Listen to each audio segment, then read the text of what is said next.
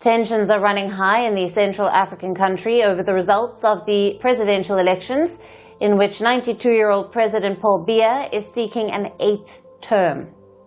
5 appeals have been lodged against the presidential poll, calling for cancellation of the vote, alleging electoral fraud. The National Vote Counting Commission released provisional results pointing to the victory of incumbent President Paul Biya. The commission said Biya arrived first with over 53% of the votes in front of his main opponent Tchiroma at 35%. The political temperature in Cameroon has reached a boiling point.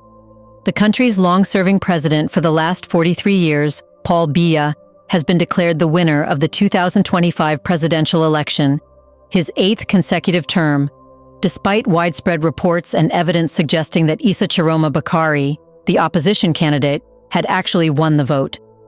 This is not a routine post-election dispute. It's a full-blown legitimacy crisis in one of Central Africa's most strategically important nations.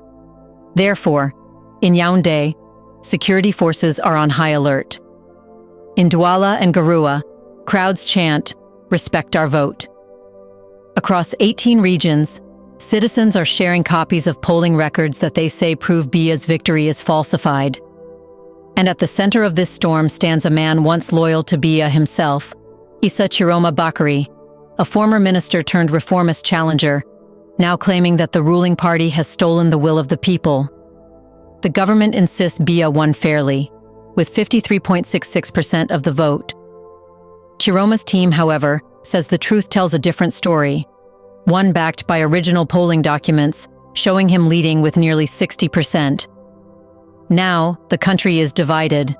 The army is uneasy. The world is watching.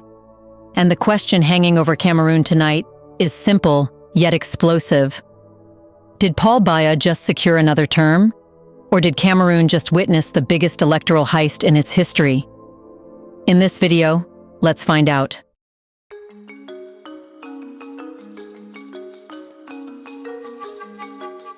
Tchiroma is not an outsider. He once stood beside Paul Biya, defending him in press conferences and state crises as Minister of Communication. For decades, he was part of the very establishment he now accuses of corruption. But politics, like time, reshapes allegiances. After years of serving a system that seemed frozen in place, Tchiroma broke away. He formed alliances with opposition groups, civil organizations, and youth networks frustrated by the lack of jobs, rising costs, and fading hope. His campaign slogan, "The future is in our hands," resonated like a new anthem among the under 35 population, which now makes up over half of Cameroon's voters. And when the ballots were cast on October 12th, his supporters didn't just wait for results. They collected them. They photographed, copied, and archived procès-verbaux from polling stations across 18 key departments, from Wuri to Vina, from Diamare to Mfundi. According to his camp, these records gave him nearly 80% of the vote in major urban areas. Therefore, he didn't wait for the National Electoral Commission to speak. He spoke first. And he did it with the confidence of a man holding proof. When Tchiroma appeared before cameras to announce his clear victory, he didn't just make a claim. He made history. "I thank from the bottom of my heart the ministers and members of government who have called to express their support," he said, suggesting that cracks had already formed within Biya's ruling elite. Then came the bombshell. Members of the High Command, senior military figures, had allegedly pledged loyalty, not to a man or a party, but to the people. Those words landed like thunder. For decades, the Cameroonian military has been the silent pillar holding up Biya's presidency. If even a fraction of those officers were turning, it meant the regime's foundation was trembling. But it wasn't just a power play. It was a moral one. Tchiroma framed his declaration as a rebirth of the Republic, calling on journalists to resist being instruments of disinformation and reminding them that the youth are watching. He spoke of choosing the people over privilege. To some, it was an inspiration. To others, it was a provocation. And to Paul Biya's government, it was a rebellion. Therefore, the government's reaction was swift but calculated. No dramatic arrests, no midnight raids. at least not immediately. Instead, they chose the weapon Biya has mastered best: institutional control. By dawn, state media began airing provisional results showing the president in the lead. Hours later, the National Electoral Commission confirmed him as the official winner, claiming he had secured 53.66% of the national vote against Tchiroma's 35 to 36%. Tchiroma's self-proclamation was dismissed as illegal and irresponsible. The Ministry of Territorial Administration labeled it a conspiratorial farce. Yet even as officials condemned him, the silence from ordinary citizens told a different story. A silence filled with disbelief, frustration, and quiet defiance. In Douala and Garua, civilians began forming citizen security units to protect Tchiroma's offices. Social media was flooded with images of the original polling reports his team had promised to publish. Protesters demanded transparency or resignation. And suddenly, Cameroon was standing at a crossroads between constitutional order and popular uprising. Before we continue further, tell us, are you enjoying the video? If yes, please like and share the video and subscribe to our channel to watch more videos on Black Africa. Let's continue now. Tchiroma's strategy now revolves around one thing: proof. His team began releasing what they call the original procès-verbaux, official vote summaries signed by election officers. According to these documents, he claimed 78% in Wuri and over 60% in Mungo, while Biya barely reached double digits in key cities.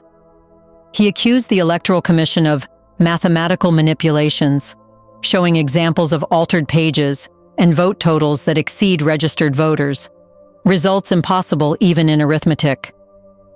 Then came his appeal. He formally requested the Constitutional Council to verify every document and halt any proclamation based on falsified records. He even reached beyond Cameroon's borders, calling on the African Union, European Union, United Nations, and major foreign governments to demand transparency. And for a moment, the air in Cameroon held still, because Tchiroma wasn't just challenging a result, he was challenging a system. Meanwhile, the ruling elite maintained what has become their signature move: silence. Officially, the government insisted that the electoral process is ongoing, reminding citizens that only the Constitutional Council has the authority to declare results. But behind closed doors, insiders whispered that not everything was calm within the corridors of power. Some ministers had indeed congratulated Tchiroma privately before retracting their messages. Some soldiers were rumored to be waiting for clarity. Even traditional chiefs and religious leaders urged caution. The National Council of Traditional Chiefs issued a statement that sounded almost like a warning. When the house is on fire, you don't pour oil on the flames. They were right, but by then, the sparks were already flying. As of now, in major cities, protests have erupted. The property was destroyed. Dozens were injured. In some cases, lives were lost. The gendarmerie deployed in full force, clashing with demonstrators demanding respect for the ballot. Tchiroma called for calm, but warned that if the truth was suppressed, the people will rise. His tone was measured, but firm. He promised to publish every last piece of evidence in the coming days, regardless of the government's threats. The Constitutional Council now holds the final say. But what happens if their verdict contradicts Tchiroma's data? What if the official count and the opposition's count diverge so widely that neither side can claim legitimacy? Then Cameroon faces a dangerous possibility, a scenario that has haunted other African nations before. 2 presidents, 1 country. And this will be unaffordable because this will call for chaos and destruction. This, in turn, will send ripple effects to the region. That's because Cameroon is not just any country in Central Africa. It's the anchor of stability for an entire sub-region. It's a member of CEMAC, a trade hub linking Central African economies, and a military partner in counterinsurgency operations against Boko Haram. If Cameroon's internal balance collapses, the shockwaves could ripple through Chad, the Central African Republic, and northeastern Nigeria. The saying goes, when the tree falls, the birds look for another shelter. If Cameroon burns, the region trembles. That is why the coming days are so critical.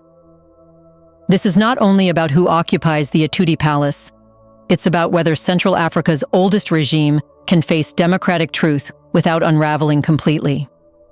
At its core, this crisis is not just a political fight between two men, it's a generational confrontation between two versions of Cameroon. Paul Biya represents continuity, an era of calm, control, and stagnation. He symbolizes the predictability of power, but also the exhaustion of progress.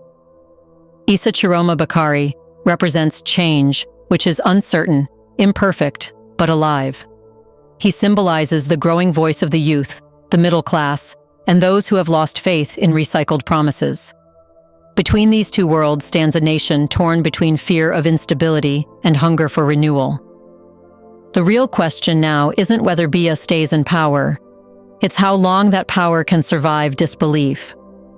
Cameroonians have a saying, "Truth is like oil, it always rises to the surface. It may take time, it may be suppressed, but it cannot drown." The truth of this election, whether buried in data, hidden in sealed envelopes, or stored on citizens' phones, will eventually surface. The question is whether it surfaces through peace or protest. The digital generation is watching.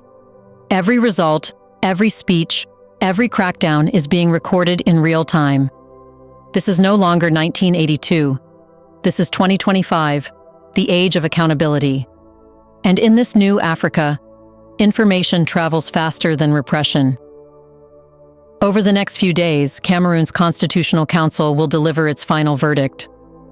If Biya's win is confirmed, the world will look to see whether that declaration restores calm or provokes a deeper wave of unrest. If Tchiroma's evidence gains traction, international mediation may follow, or worse, confrontation between state and street. Either way, this is not the end of Cameroon's story. It's the beginning of a moment where power meets truth and must decide whether to coexist or collide. When the dust settles, as an old Cameroonian proverb says, you see who was walking straight. Because when history writes this chapter, it won't ask who ruled longest, it will ask who ruled right. This is Cameroon's moment of truth. Fragile, fiery, and unforgettable. Whether peace grows or burns now depends not on declarations, but on the courage to face the numbers, the people, and the mirror of history itself. What do you think? Who would have won the elections in Cameroon? Do you feel the country and its young population are tired of a president they have seen for the last 43 years? In the comment section below, share your thoughts on what Cameroonians should do to expel the person they didn't vote for, but who is not ready to leave the presidency. Do you want to watch more videos like this one? If yes, subscribe to our channel and press the bell icon next to it. We bring videos on Black Africa, its history, rich arts and culture, and things the world should know about. Thanks for watching, and until the next video, stay tuned.